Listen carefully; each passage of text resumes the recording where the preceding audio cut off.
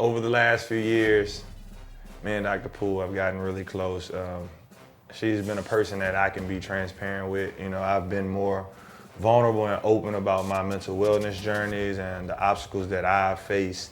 And she's just been a person that I can be open with, but also, you know, that has the tools to help me get through something if there's a need be. So for me, it's very valuable to have a friend or a person in my life that, you know, is able to pour into me in that way.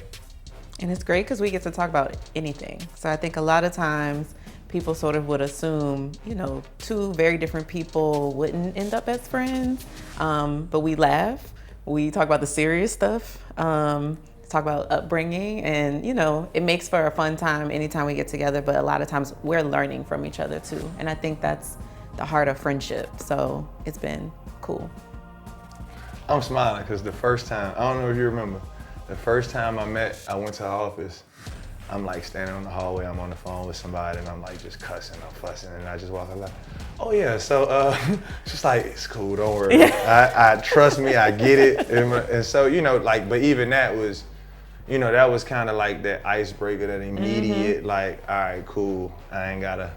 There was no ego for either Right. one of us, right? Like, you have NBA star, you got a doctor, people, there's this assumption, I think, between the two of us that people would be like, you know, ego, and there just never has been that from day one. And I think that's a cool thing about friendship. That's how they start. We actually met through Temeka Johnson. So she's a former WNBA star. She played at LSU when I was there. She was always like my big sister. When I was on campus, if I would be doing something wild, like, they'd be like, Meek, how you get him to stop? You know, so when she told me I needed to meet her, you know, I already went in with a open mind, like, okay, this is, especially the point I was in my life. You know, I talked to Meek a lot, and she knew, like, I'm getting over some things, I'm trying to walk in a different light, and it was more of not meeting a doctor, but this is just a person that is here, somebody that, you know, you just need around if you just need to vent, you know, throw stuff off the wall. So when she was like, T, you need to meet her, like, she cool. I'm like, man, I ain't meeting no doctor. She's like, nah, you're not meeting a doctor, her. I just need you to meet her. Meet her. And so it was like, cool, you know. You reached out, like you said, we were connected because of Meek, and then we were talking about LSU things,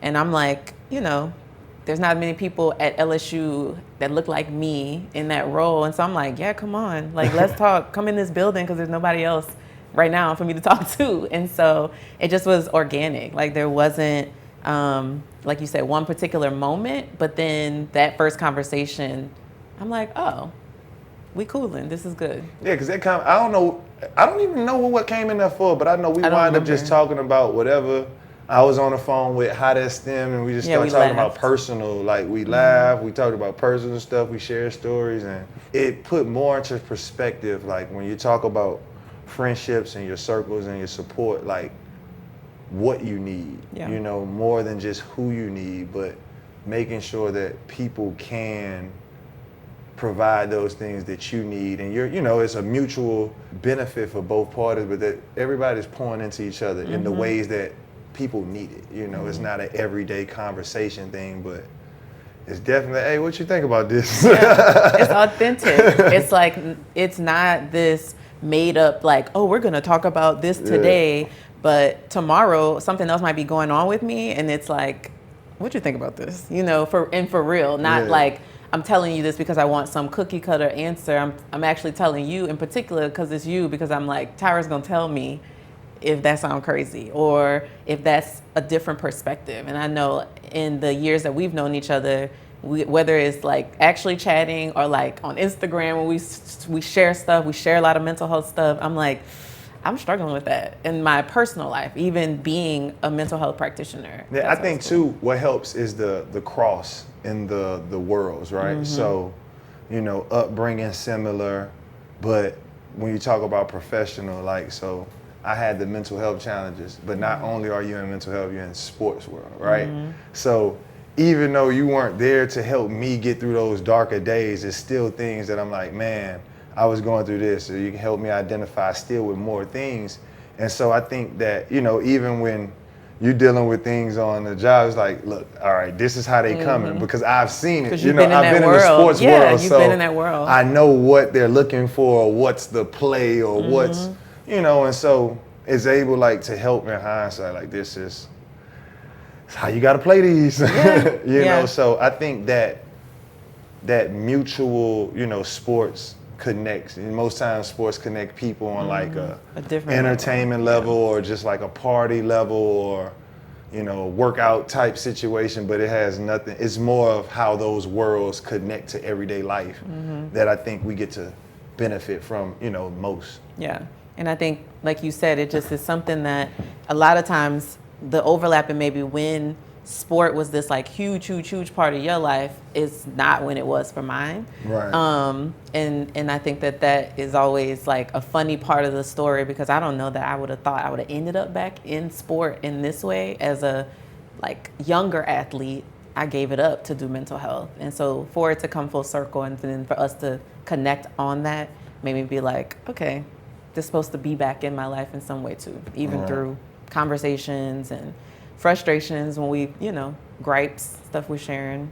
It's same. So like even with mental health, I've become a life coach and I'm continuing school to pursue more into the mental health field. But had I not had my experience in sport, I wouldn't want to pursue that. So now it's more of being able to connect with those people that's going that path that I went through, or, you know, because like, you know, it's a different world. The sport world is a different from college to you have the experience with the professional realm. Like it's a different world than the everyday person. Yeah. And not many people can understand it.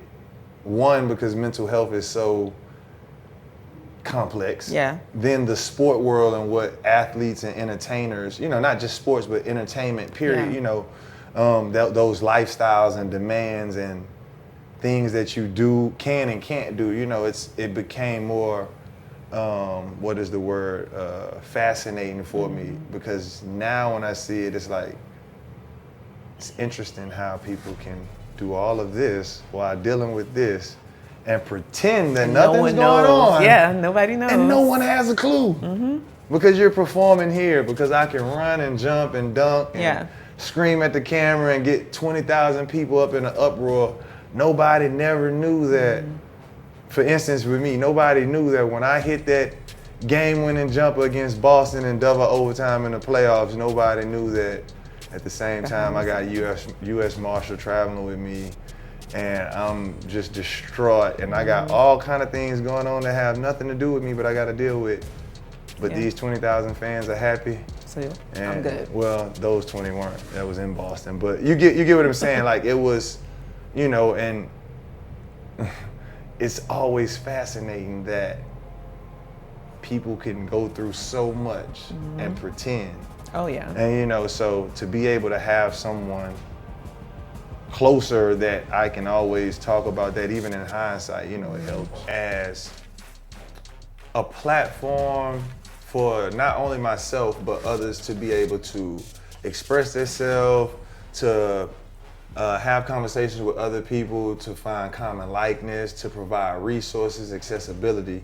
You know, so the podcast, I wanted to bring Dr. Poole on because one, being a friend of mine, having commonalities, but also being able to share our own experiences and also not in a demanding or tutorial way, but using our experiences to be able to help guide others to a healthy mental wellness journey.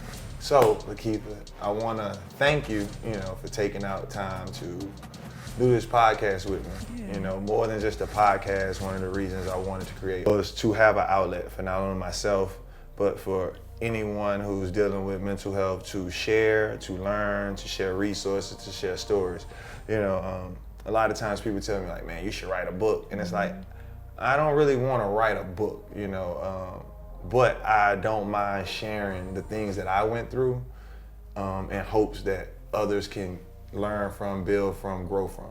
Thanks for being a part of my healing, and thanks for committing to be a part of the healing of those that may watch.